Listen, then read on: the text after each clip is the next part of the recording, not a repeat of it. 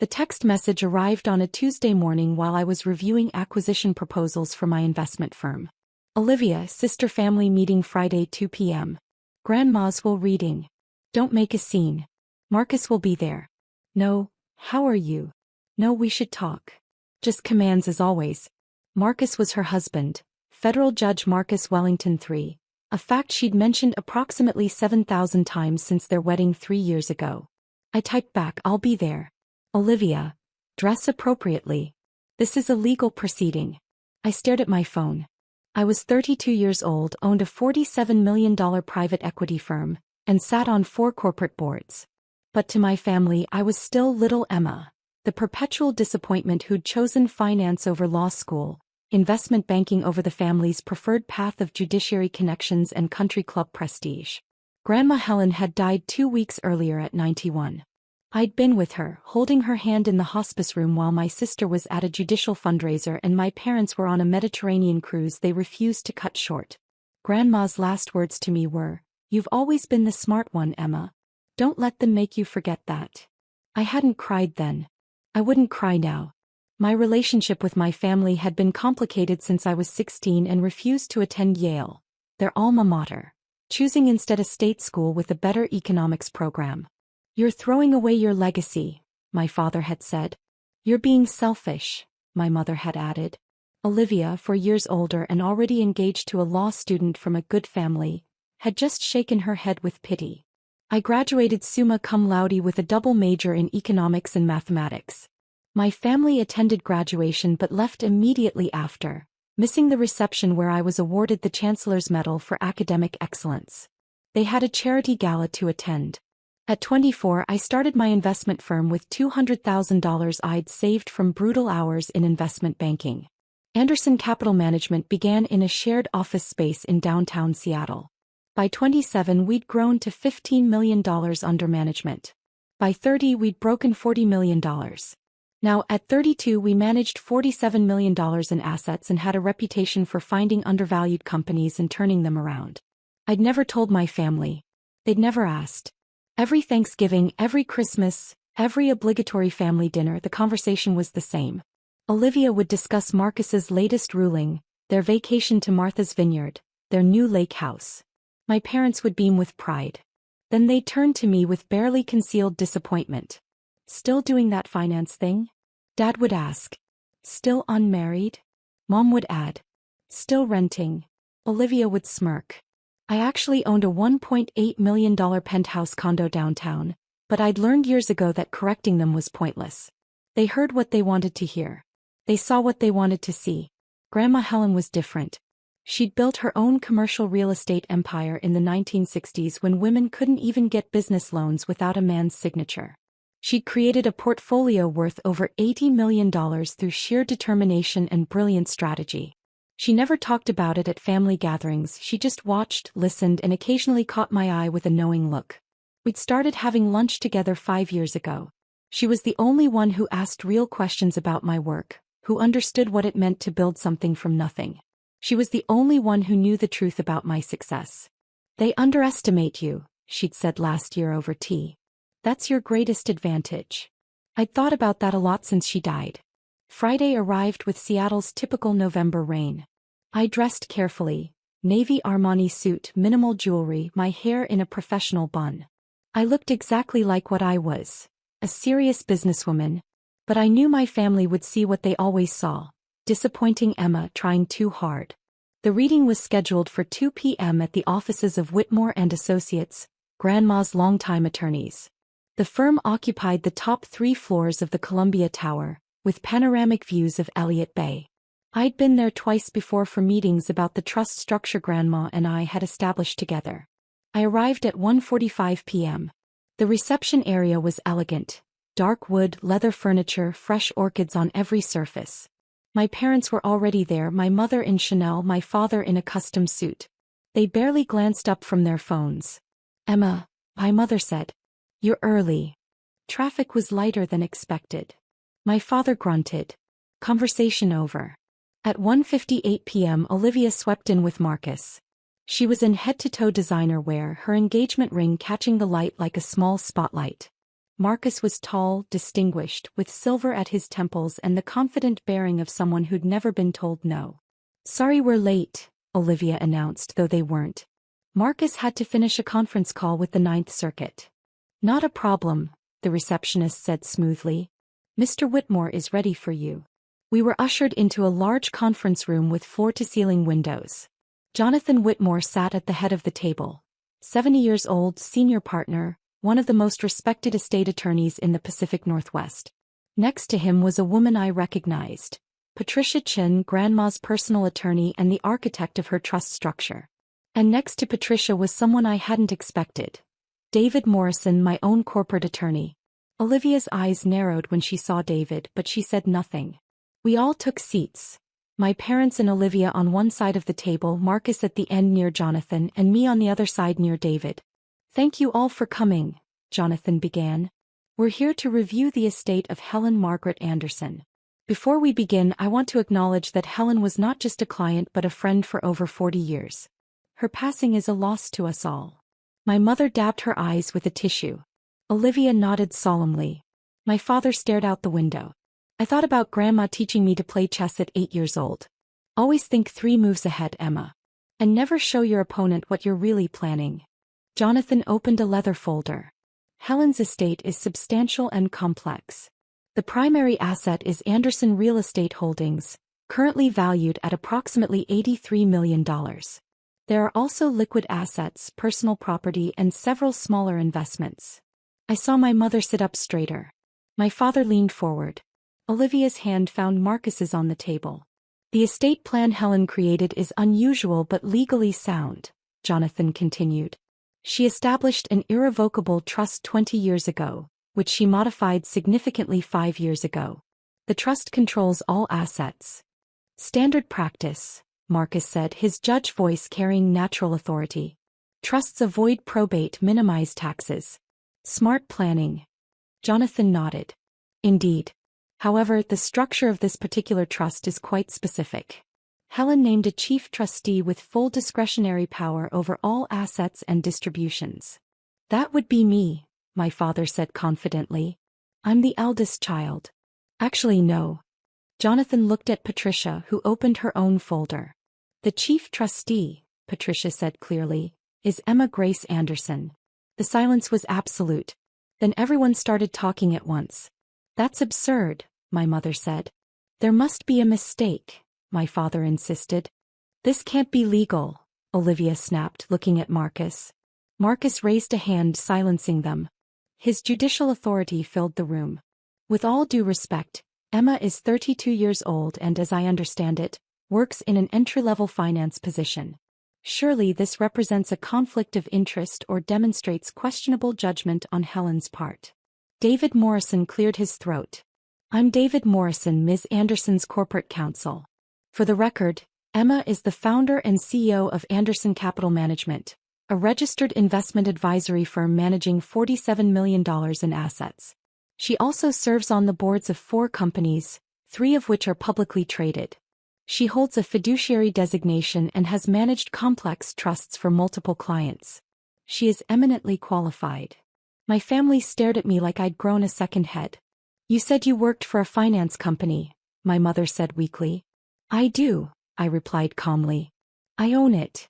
Olivia's face went red. "This is ridiculous. Marcus, tell them this can't stand." But Marcus was looking at me differently now, his judicial mind clearly working. "You're CEO of Anderson Capital Management?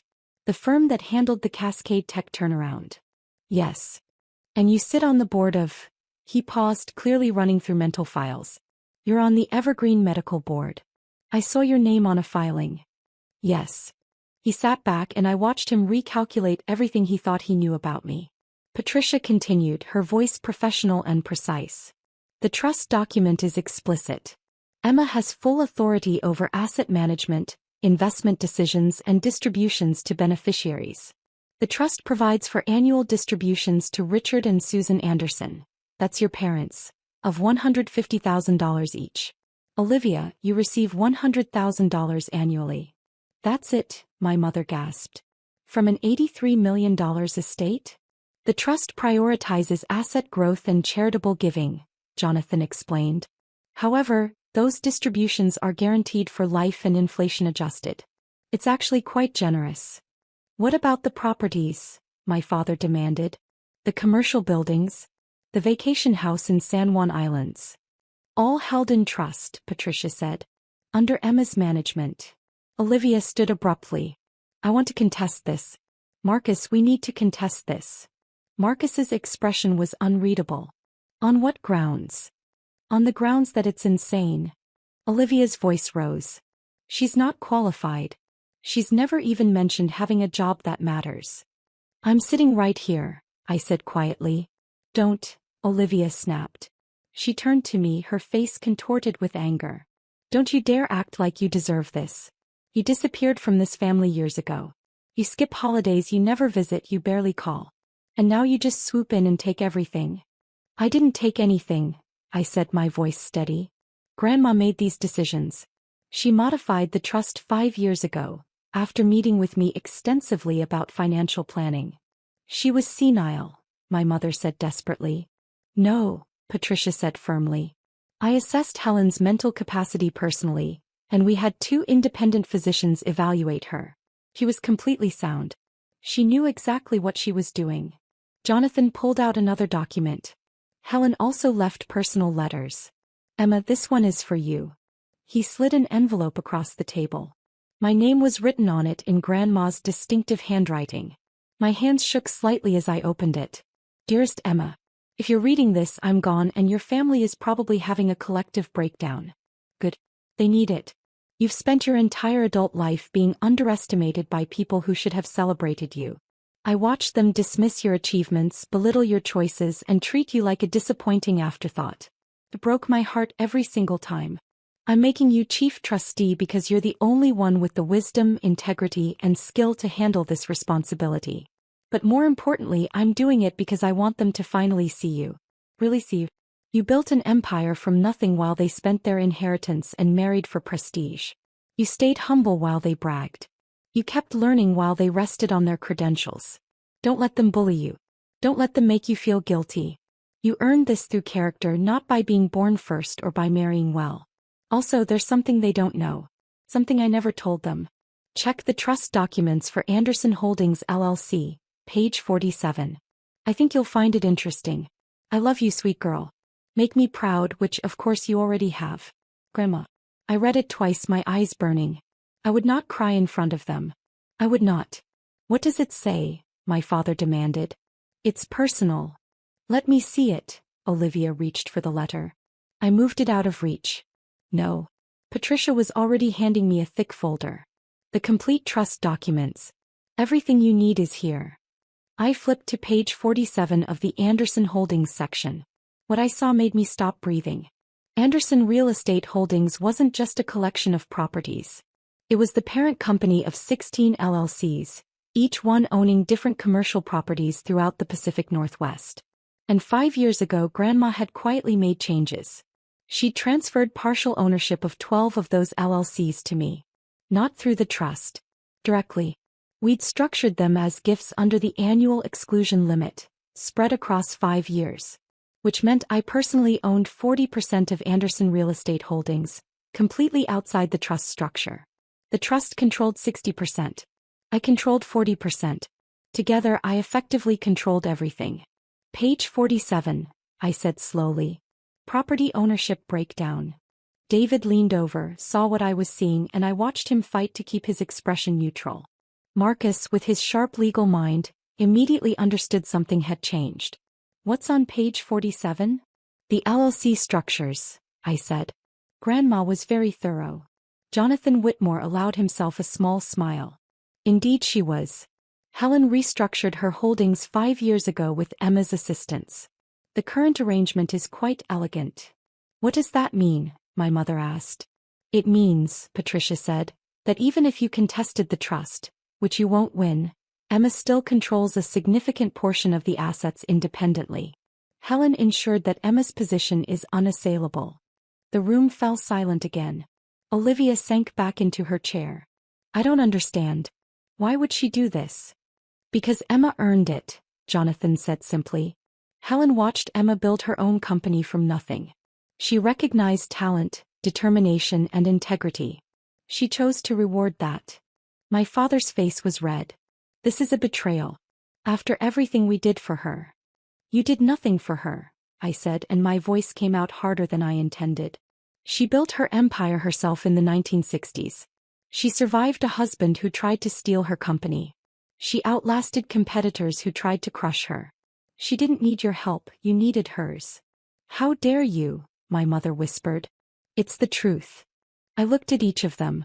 Grandma gave you distributions your entire lives. She paid for your education, your weddings, your house down payments. And you treated her like an obligation. When was the last time any of you visited her? Really visited, not just showing up for birthday checks. No one answered. I had lunch with her every Wednesday for 5 years, I continued. I was there when she was diagnosed with cancer. I was there through her chemotherapy.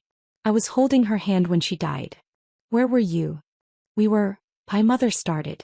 On a cruise, I finished. That you didn't cut short. Even when hospice called and said she had days left. My mother's face crumpled. My father looked away. Olivia stared at the table. Marcus cleared his throat. This is clearly an emotional situation. Perhaps we should reconvene. No, Olivia said. Her voice was different now, smaller, harder. I want to know something, Emma. Did you manipulate an elderly woman for money? The accusation hung in the air like poison. David started to respond, but I put a hand on his arm. I helped Grandma structure her estate to reflect her values. Family support but not dependence. Charitable giving. Strategic property management. Everything was her idea. I just provided the financial expertise. Convenient, Olivia sneered. And now you're rich. I was already doing fine, I said. My company generates about $2.8 million in annual revenue. I didn't need Grandma's money. Olivia laughed. A harsh, ugly sound. Oh, so now you're a millionaire? Next you'll tell us you're dating a celebrity. I'm not dating anyone. I've been too busy actually working. Doing what? My father challenged. What do you actually do at this company you supposedly run? I identify undervalued companies, usually family-owned businesses in transition. We acquire controlling interest, restructure operations, improve financial systems and grow them. Then we either hold for cash flow or sell at a profit. Last year we sold a manufacturing company for $8.3 million that we'd purchased for $2.1 million 3 years earlier. The number silenced them. Marcus was watching me with something that looked like respect. That's the Cascade Tech deal.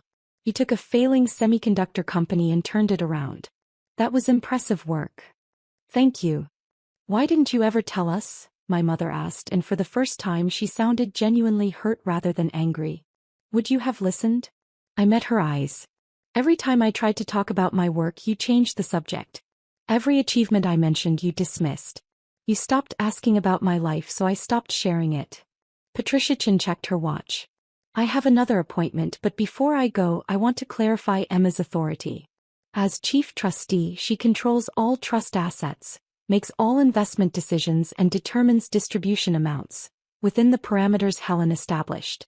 She cannot be removed except for gross negligence or criminal activity, and even then, only by a unanimous vote of the 3 subordinate trustees, which are. She checked her notes, Jonathan Whitmore, myself and David Morrison. 3 people who work for Emma, Olivia said bitterly. 3 people who work for the trust, Patricia corrected. And who have fiduciary duties that supersede any personal relationships. We take those responsibilities seriously. Jonathan stood, signaling the meeting was ending. The annual distribution checks will be issued next month. Emma will schedule quarterly meetings to review trust performance. If you have questions about the trust administration, you can contact her office directly. Her office, my father repeated numbly. Anderson Capital Management. David provided. We're in the Rainier Tower, floor 32. Emma's assistant can schedule appointments. We all stood. My parents moved like sleepwalkers toward the door. Olivia hung back, Marcus beside her. This isn't over, Olivia said quietly. You can't just steal a family legacy. I didn't steal anything, I replied. I was given responsibility by someone who trusted me. That's not theft, That's succession planning. Marcus put a hand on Olivia's arm. We should go. But Olivia pulled away from him, stepping closer to me. You think you're so smart, don't you? With your company and your suit and your important-sounding job. But you're still just little Emma, the family disappointment who couldn't even get into Yale. I didn't want Yale, I said. I wanted to build something real. And I did. You manipulated a dying woman. That's enough, Marcus said firmly. His judicial voice. Olivia, that's an accusation you can't prove and shouldn't make. The trust documents are legal. The transfers were documented. Emma's qualifications are legitimate. This is over. Olivia looked at her husband in shock, betrayed. Then she looked back at me, and what I saw in her eyes was something I'd never seen before. Fear. Not of me exactly, but of what I represented. The realization that the family hierarchy she'd relied on her entire life had just inverted. She turned and walked out without another word. Marcus paused at the door. For what it's worth, Emma, I'm sorry. We should have paid more attention. Then he followed his wife. When the room cleared, I sat back down heavily. Jonathan, Patricia, and David remained. That went about as well as expected, Jonathan said dryly. Helen predicted every reaction, Patricia added. She said your father would appeal to primogeniture, your mother would cry, and your sister would threaten legal action through her husband. She knew them well. She knew you better, Jonathan said. She told me 5 years ago that you were the only one with the intelligence and integrity to handle this. She was right. David pulled out his laptop. We should discuss next steps. The trust needs active management, and you've got decisions to make. For the next hour we reviewed the trust structure. The $83 million in real estate assets generated approximately $6.2 million in annual net operating income. After the family distributions and operating costs, that left roughly $4.8 million annually for reinvestment and charitable giving. Grandma had specified that at least 15% of annual trust income go to charities supporting women in business, education access, and cancer research. That was $930,000 per year minimum. She's essentially turned you into a private foundation manager, Patricia observed. Plus a real estate portfolio manager. Plus your own company. You're going to be very busy. I can handle it. I know you can. That's why Helen chose you. Patricia closed her folder. One more thing. Helen left specific instructions about her personal property. There are some items she wanted you to have. They're at the house. The San Juan house? No. Her house. The original one. I looked up sharply. The Magnolia house. I thought she sold that years ago. Patricia shook her head. She never sold it. She let your family believe she did, but she kept it. It's held in one of the LLCs you now partially own. She's been living in the guest house for the past 2 years, actually. The main house has been empty, waiting. Waiting for what? Patricia smiled. She said you'd know when you saw it. The Magnolia house sat on a bluff overlooking Puget Sound, a sprawling 1920s craftsman with views that stretched to the Olympic Mountains. I'd spent summers there as a child before Grandma supposedly downsized to a condo. Patricia met me there Saturday morning with keys. The house was exactly as I remembered, dark wood beams, built-in bookshelves, window seats overlooking the water. But it had been updated. New kitchen, renovated bathrooms, fresh paint. It was move-in ready. She prepared it for you, Patricia said. Spent the last year making sure it was perfect. In the study there was a desk with an envelope on it. Another letter. Emma. This house holds my best memories. Your grandfather and I raised our children here. You learned to read in the window seat overlooking the garden. This house represents everything I built and everything I believed in. Roots, family, legacy. But family isn't just blood. It's people who see you, who believe in you, who celebrate your successes instead of resenting them. Your real family might be the friends you've made, the mentors who guided you, the team you've built at your company. This house is yours. Truly yours, not held in trust. I transferred the title 3 months ago. It's my gift to you for being exactly who you are. Live here. Build your life here. Fill it with people who deserve you. And Emma, forgive them if you can. Not because they deserve it, but because holding on to anger will only hurt you. They're flawed people who made mistakes. Don't let their mistakes define your future. But don't forget who you are either. You're the girl who graduated summa cum laude. who built a company from nothing, who sat with a dying woman because it was the right thing to do. You're not the family disappointment. You never were. You were always the success story. They just couldn't see it. All my love, Grandma. I walked through the empty rooms, imagining them filled with furniture, with life, with the future I'd been too busy to plan for. The house was worth at least $2.3 million, maybe more with the view and the location. Grandma had given me everything, not just money and property but validation, recognition, the acknowledgement I'd spent 15 years pretending I didn't need. I stood in the study looking out at the sound and finally let myself cry. Monday morning I arrived at my office to find 17 missed calls from my family. I didn't return them. Tuesday my mother showed up at my office. My assistant Rachel called to warn me. Your mother is here. Is persistent. Give me 5 minutes, then send her in. When my mother entered she looked smaller somehow. Older. She sat across from my desk, the same desk where I'd negotiated million-dollar deals, and folded her hands. I've been thinking about what you said, she began. About not visiting Grandma. About not asking about your life. I waited. You were right. We stopped paying attention. We made assumptions. She paused. I'm sorry, Emma. I'm sorry we didn't see what you'd accomplished. I'm sorry we weren't there when you needed us. It was the apology I'd wanted for years. But it came too late and felt too calculated. Thank you for saying that. Can we, she hesitated. Can we start over? Can we try to be a real family? I don't know, I said honestly. I want to believe that's possible. But it's going to take time. And it's going to require actual change, not just words. She nodded, tears in her eyes. Will you at least come to Thanksgiving? No expectations, no pressure. Just come. I thought about Grandma's letter. Forgive them if you can. I'll come, I said. But I'm bringing my team from work. They're my family too. My mother flinched but nodded. Of course. We'd love to meet them. After she left, I sat at my desk looking at the photo on my bookshelf. Grandma and me at my college graduation, both of us beaming. She'd driven 5 hours to be there when my parents left early. My phone buzzed. A text from Olivia. Marcus says I owe you an apology. He's right. I'm sorry. I was awful. I stared at the message for a long time before typing back. Accepted. But this is going to take time. Her response came immediately. I understand. 3 months later, I stood in front of the first annual Anderson Family Foundation grant ceremony. We'd awarded $930,000 to 15 organizations supporting women entrepreneurs, first-generation college students, and cancer research. My parents were in the audience. Olivia and Marcus too. They'd attended every quarterly trust meeting, asked intelligent questions, and, slowly, started treating me like the professional I was. It wasn't perfect. We weren't a Hallmark movie family. But we were trying. The Magnolia House was now fully furnished.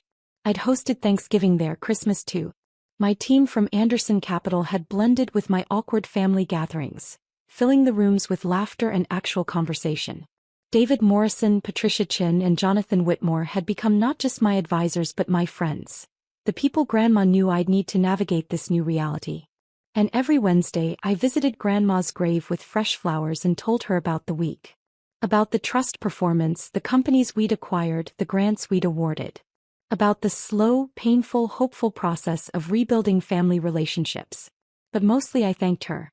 For seeing me when no one else did. For believing in me when I barely believed in myself. For teaching me that success isn't about proving others wrong. It's about proving yourself right. The trust is now worth $89 million and growing. Anderson Capital Management manages $63 million in assets. I sit on 6 boards and mentor 3 young women starting their own investment firms. My family collects their distributions, attends foundation events, and has stopped referring to my work as that finance thing. They call me Emma now, not little Emma. They ask real questions and listen to the answers. It's not everything I wanted. But it's more than I expected. And every time I look at the title of Chief Trustee on legal documents, or walk through the Magnolia House, or make a decision about Grandma's legacy, I hear her voice. You've always been the smart one, Emma. Don't let them make you forget that. I never will, Grandma. I never will.